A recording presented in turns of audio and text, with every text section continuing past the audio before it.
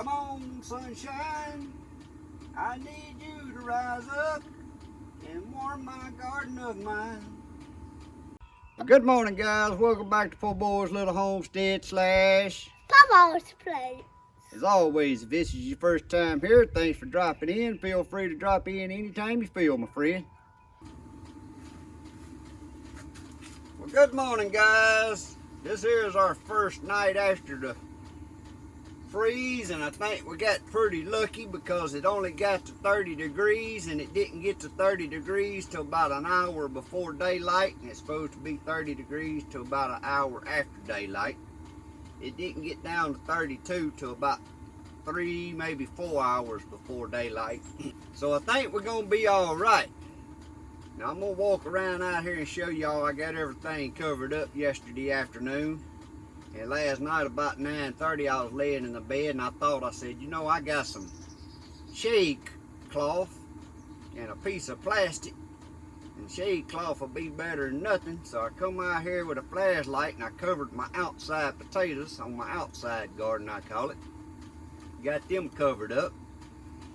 But it's strange how this frost and freeze works, guys. Just because the temperature says it's 30 doesn't mean things is gonna freeze. And let me give y'all an example. Last week it got down to 35 one night here, but when it got to 35 it wasn't no wind in the air, and it has to do with the dew point.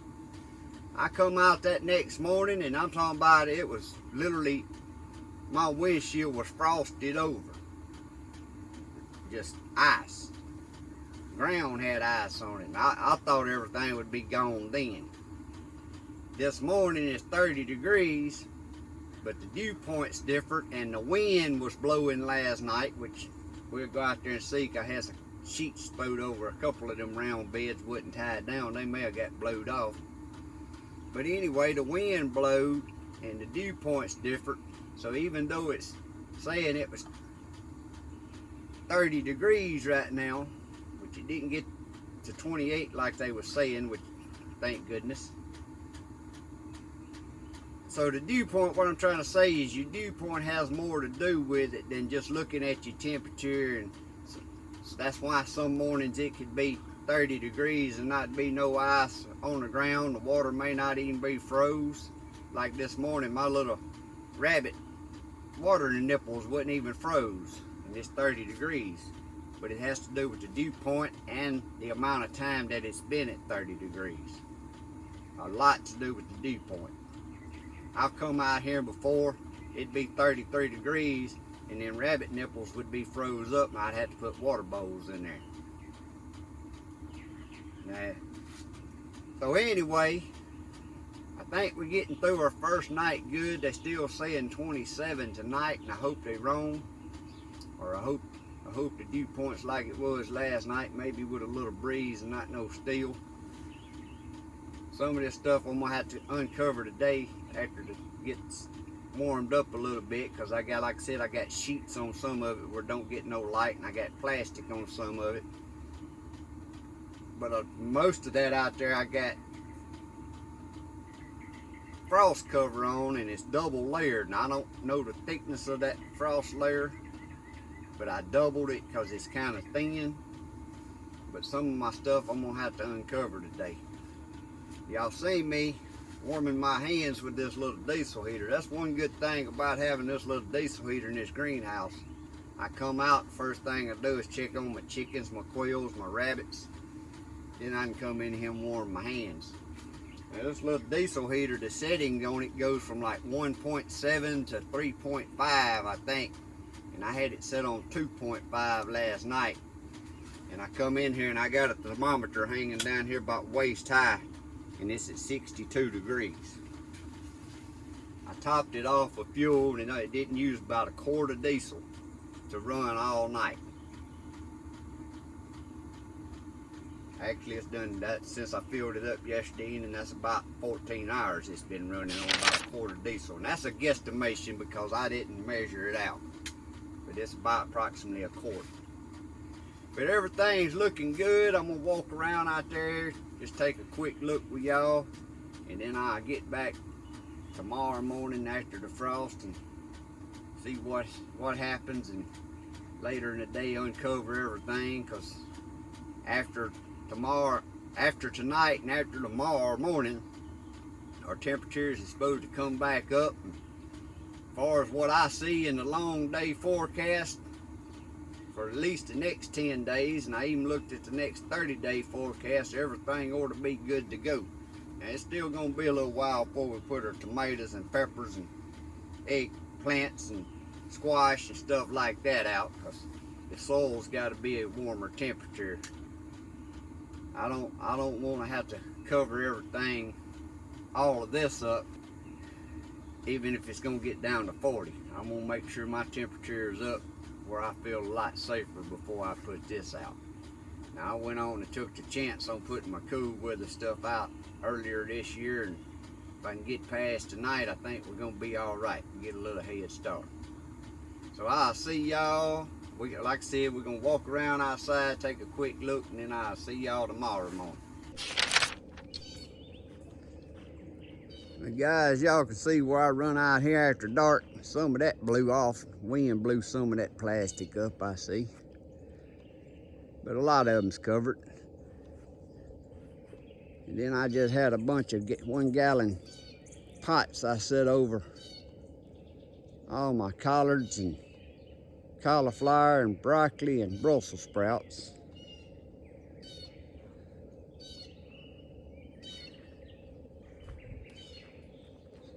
My camera may be fogging up here a little bit.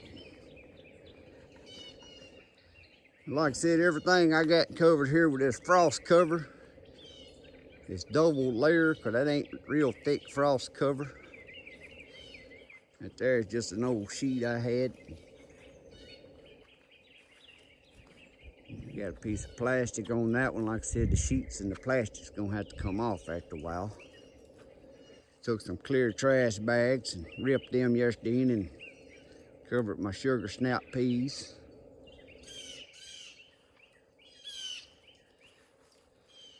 But everything looks pretty good. I did have one of my sheets over there on that back one was blowed off about halfway on them mustard greens, but I think they're gonna be all right being mustard greens. But after a while, when the temperature gets on up there to about 38, I'll come out here and take the plastic and the sheets off. But the frost covers, I ain't untying all them. They'll stay on all day and for the night. See my potatoes in my towers here. That's some of them clear trash bags I just stretched over them. Good thing about them tires there, guys, you can take a piece of plastic like that and a staple gun and just staple it down to it real quick. But I have to pull them off today because I don't want them to get too hot under that plastic. Only thing I didn't cover was that turnip green bed right there, but we cooked us up a good mess of them again last night.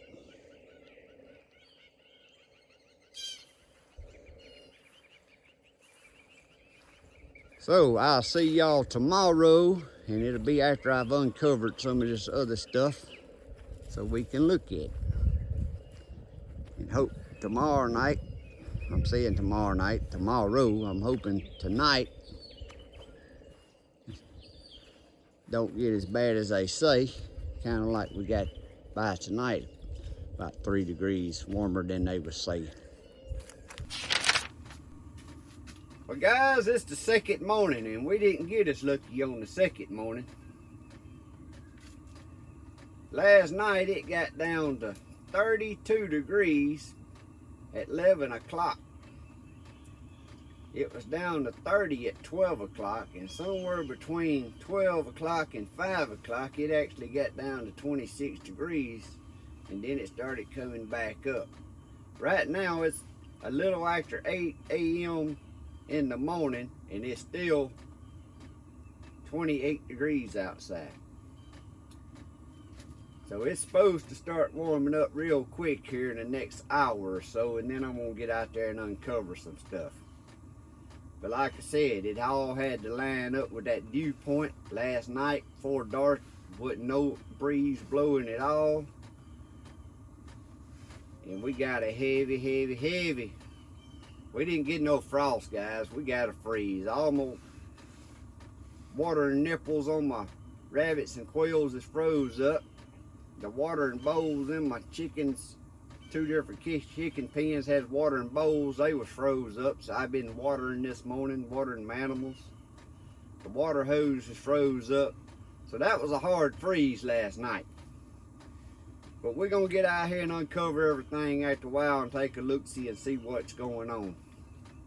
Y'all see I kind of hang close to this greenhouse early in the morning because this diesel heater here, even though it got down to 26 at some point last night, it was 70 degrees in here when I come in here this morning.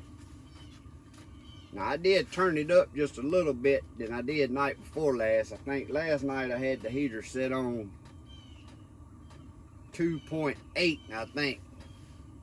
I know I had it turned up a little bit about midway to that heater setting there, because I knew it was gonna get cold last night. Because everything in this greenhouse, I don't want to lose it all. Some of that cold weather crops that I put outside, it wouldn't hurt my feelings. Well, it will hurt my feelings, but it won't hurt my feelings so bad if I lost that. If I lost this here and lost these strawberries again, that would hurt my feelings. So we're gonna get out there and we'll get things uncovered after a while, after it warms up, and look and see if we think it hurt anything.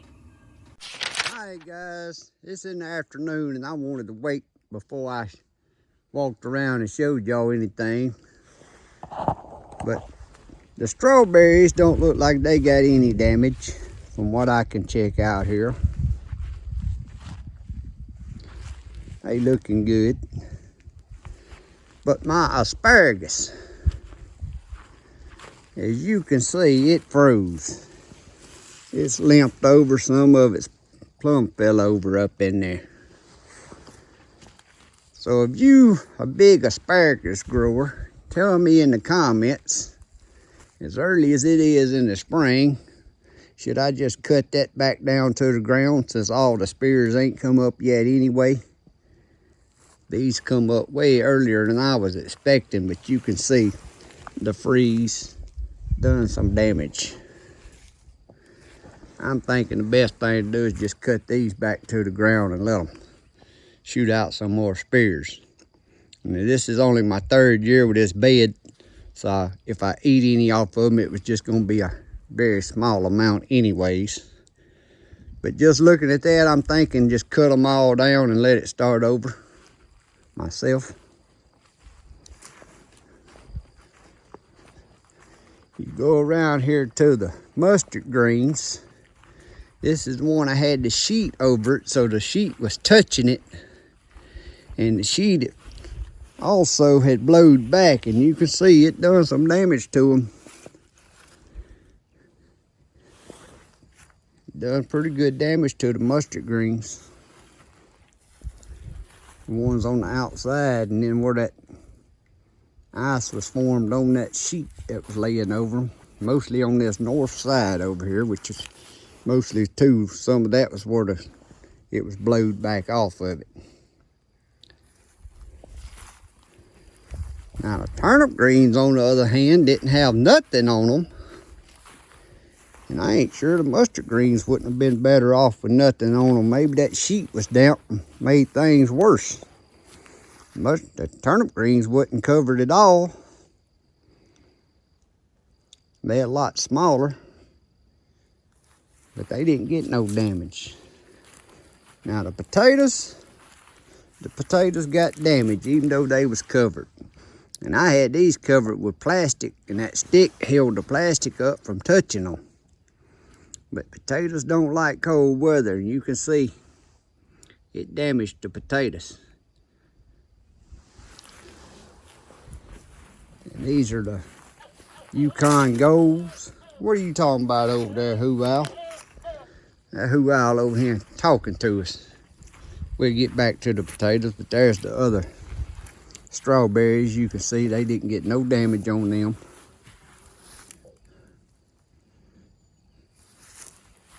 But back to the Yukon potatoes. Shut up, Hoo-Owl. You can see the ones that had already come up. That freeze put a hurting on them.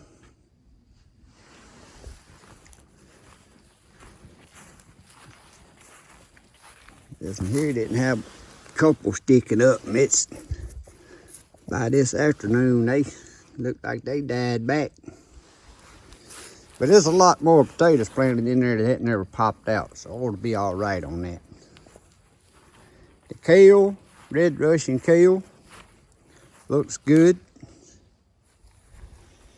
The prism kale ain't showing no signs. Like I said, I waited till late this evening because I wanted to wait. See what showed signs of damage and what didn't. Rainbow chard. It's actually looking better the longer day. It was kind of wilted down a little bit this morning, but it's actually looking better. But now today I think only got up to 55, but it's kind of been wind blowing all day.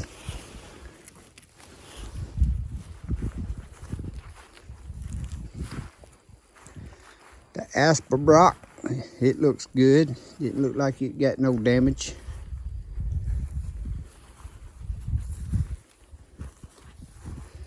The onions, of course, they was already falling over. They so big, but don't see no freeze damage to them. And even these little onions that wasn't covered at all, they don't look like they had no damage.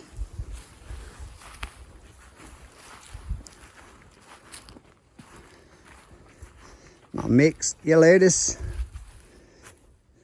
didn't do no damage to it. It was covered with plastic, and like I said, that stick there held the plastic up off of it. My sugar snaps and my Asian greens, they didn't get no damage. They look good still in both beds. Romaine lettuce, it all looks good, no damage. Pak choy looks good with no damage. And over here y'all can see I set that butterhead lettuce that was in the greenhouse back out today. That celery didn't get no damage. I just had the wheelbarrow sitting up covered over it. Katarina cabbage don't look like it got no damage. And my Texas grand onions and my by-day onions there, they look like they still good, no damage. And my spinach don't look like it got any damage. So far just my asparagus and the potatoes. But it also got the potatoes out here, even though I had them covered with plastic, some of them, and had more tarp over some of them, and then I had double layer of shade cloth. Now down on this end don't look too bad at all. You can see some of the tops on some of these where that plastic was laying on it, it got them. But I think they're gonna overcome it pretty well. But they do have damage, even though they was covered. But I ain't a big fan on just laying a cover over something and that cover touching it, which is that plastic was touching this. And it was a heavy frost last night. Heavy dew, of course it was a freeze. Now down on this end there's more damage. This is where some of that, just that shade cloth was more of it. Like that in there, it about killed it all the way back. So you can see it hurt them. It hurt them big time. But I don't think it hurt them too much. From what I'm seeing, 10-day forecast, even a 30-day forecast, we ought to be pretty good unless something makes a big change on the weather predictions. But I think he's gonna make a comeback, but it hurt him. Sure did. So guys, that's my little update I wanted to update y'all on after the 2-night freeze. The first night wasn't nothing, but the second night, like I said, it was 32 degrees at 11 o'clock. 12 o'clock it was 30 degrees. By around, I think, 2 o'clock it was 27 degrees. By about 3:30 it got to 26 degrees just for a short moment. And then it started back up and was 28 degrees. So they went about 10 hours under freezing temperature. And I really was expecting more damage than what I got. Now even my blackberries and Freedom Art blackberries, it put a little whooping on them too, which they wasn't covered, but they drooping down, but they look better than the tomatoes, so I think they'll overcome it. But if any of you out there knows a whole lot about asparagus, never been no asparagus grower. I started that little bed. This will be the 3rd year that it's been there. And I'm just thinking it's better to go on and cut that back down as early in the spring as it is. But if you will, and you grow a lot of asparagus, please put it in the comments and let me know what to do. Hope y'all enjoyed watching this. Hope y'all have a great day and a blessed week. God bless. See y'all next time.